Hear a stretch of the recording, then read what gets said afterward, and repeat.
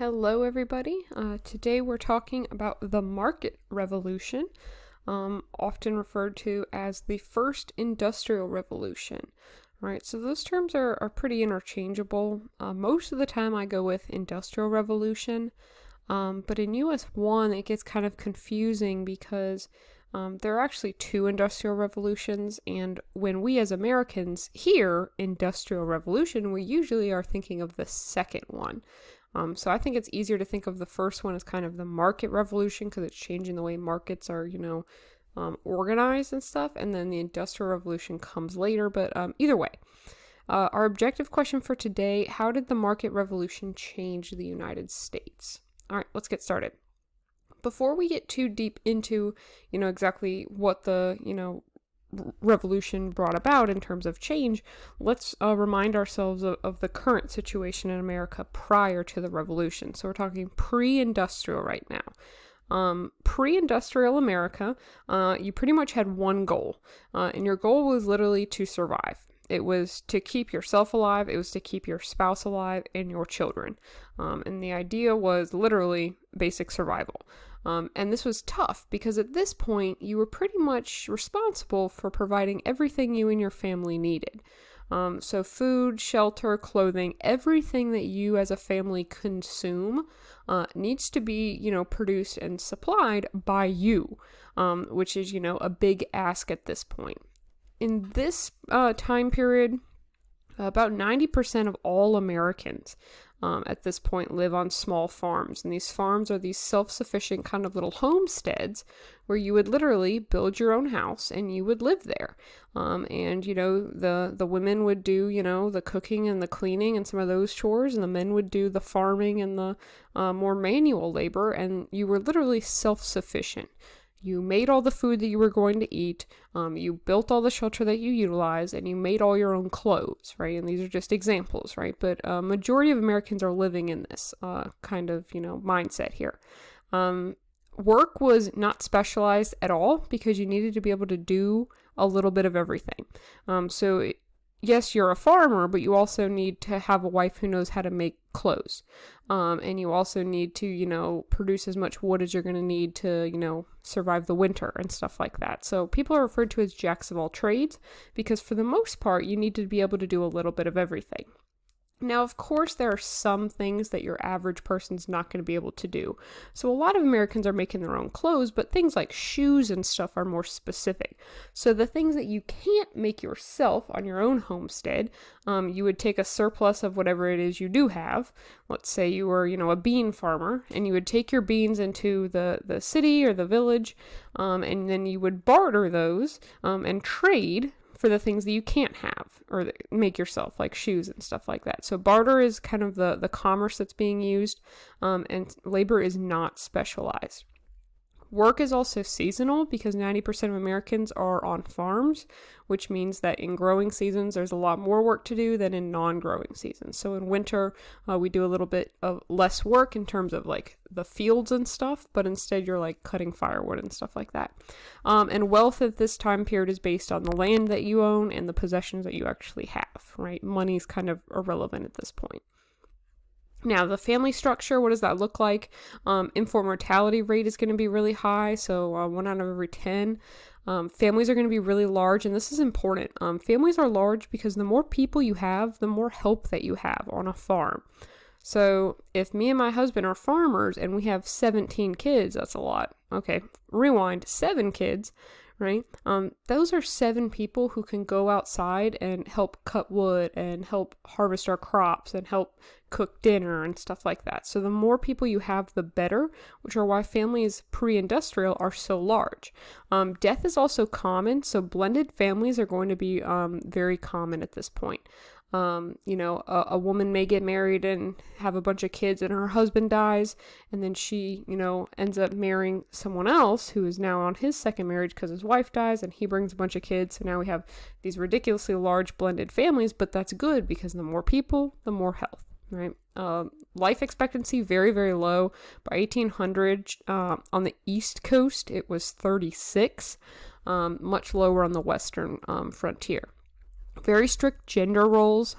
Men are going to be expected to do the farming, to do a lot of the manual labor, to take care of any animals that we have. Females are going to be trained to cook, to clean, to take care of the children. Women are supposed to, if they have an education, kind of pass that education on to the children, if that's a possibility. And these are very strict at this point. And it's based on, just convenience. It makes more sense for the men who are usually physically stronger to be doing the manual labor. It makes more sense for the women who are usually, literally rearing the children to be taking care of the children, right? And the best part about this, these strict gender roles, is we have a very, very strict system for bathing. And the head of the household, the man, would always bathe first. So we don't bathe very often. Maybe once a month, we get this giant tub of water, right? And the head of the household, the man, the husband, bathes first, right? Then some of the older male children, then the wife, then the female children, right? And the very, very last person to be bathed are the little tiny babies. And by then, the water is so black and discolored and nasty because so many people have bathed in it that it was actually really hard to see the baby. And that's where this concept of don't throw the baby out with the bathwater comes from, because what we would do is we would, bathe the baby and it would dunk under the water, and the water would be so muddy that would be like, oh, I guess there's nothing left. And we'd dump the water out and the baby would come tumbling out, right? So just to illustrate how kind of nasty things were. Now, obviously, it's things are nasty, and sickness is going to be common. The low standard of living that we're experiencing during this time period is going to contribute to the sickness and the death, right? Very poor hygiene, the sheer manual labor, right? How much work it actually takes, and then also accidents and stuff like that. Diet's going to be really repetitive, really nasty, not very good, right? Cool. So why and how did everything change with the Industrial Revolution? Well, the reason it changed is the War of 1812. After we started putting embargoes on our European frenemies, I guess they are. Once we started fighting, and we realized that we weren't going to be able to get goods from England at this point, we realized we had to start making it ourselves, and it kind of was eye-opening at how reliant we were on foreign powers, and how important it's going to be for us to, as we're trying to be an emerging world power, right? We need to start manufacturing things for ourselves. So that's going to be the reason for this. And there were a couple key inventions that really kicked this off. The first is the steam engine. So the steam engine is pretty much the most important invention at this point.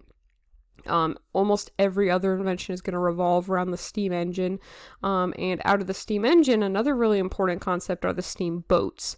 Steamboats are great because now we don't have to have people paddling constantly, and we don't have to rely on the wind. Instead, we literally have an engine that can move for us, and we can go against the current with very little effort, which is huge. This is a huge turning point in terms of transportation. It's going to be faster and easier to transport goods and people. An example here is it used to take, without the steam engine, 120 days by waterway from New Orleans to St. Louis, and now we can do it in 9, right? So ridiculously, accelerated transportation when compared to before. And because it's so much faster, it's also less expensive, which means where people are going to be able to afford to do it more often, and the goods being shipped are going to be cheaper as well. So this is great. This is a move in the right direction. Another very important one, and I would argue kind of more important, is the railroad. Originally referred to as the Iron Horse, railroads start to take over the entire country. America's first ever locomotive was Tom Thumb.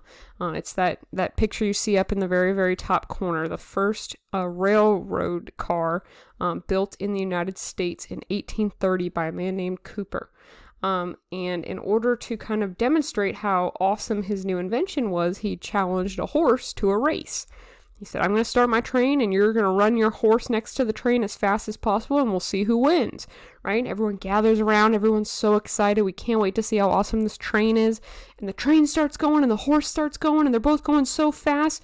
And then the train loses to the horse. It was super awkward. This engine belt kind of fell off the track and it caused the train to stop. But before that, he was totally beating the horse, right? And so anyway, this was a great way to show how powerful this train could be and how useful it's going to be to the United States. And it convinced enough people to get on board. Trains are going to be used now to transport goods and people, just like steamships, actually more often than steamships. They're faster than horses.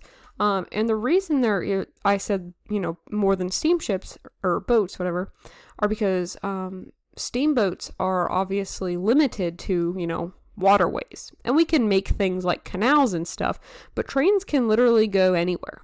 Anywhere we lay track, we can get trains, which is really great. So I have right here, this is a great little detail here, more than any other form of transportation, it's going to be the railroads that are going to really speed up American expansion.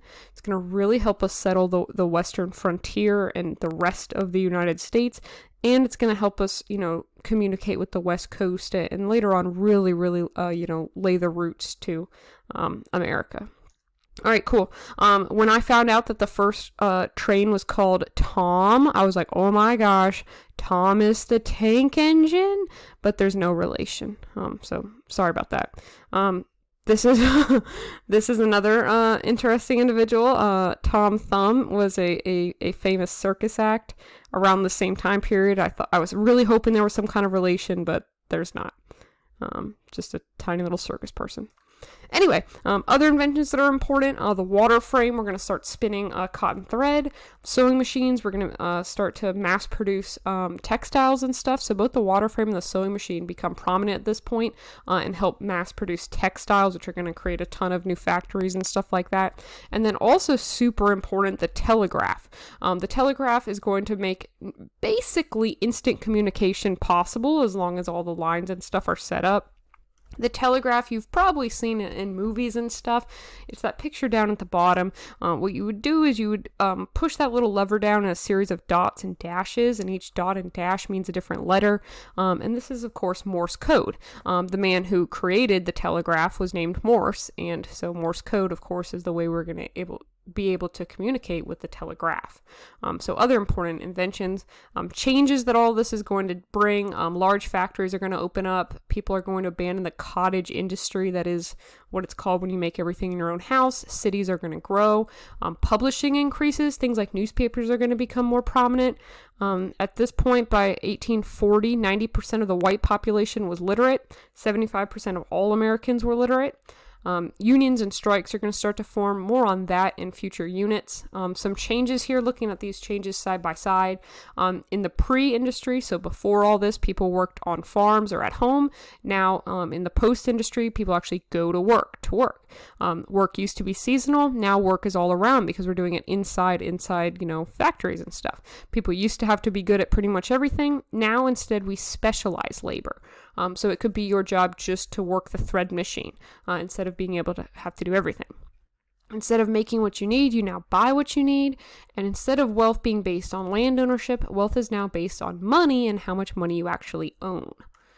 And then lastly, if you've recently taken world history, this should all look very familiar to you. We talked a lot about the Industrial Revolution and the effects, some positive effects of the Industrial Revolution, more and better education, higher standard of living, better forms of transportation, better forms of communication. Perfect. Negatives of the Industrial Revolution, because there are some. Poor working conditions, lower levels of society are going to really see them being taken advantage of, which is why unions and strikes become more popular.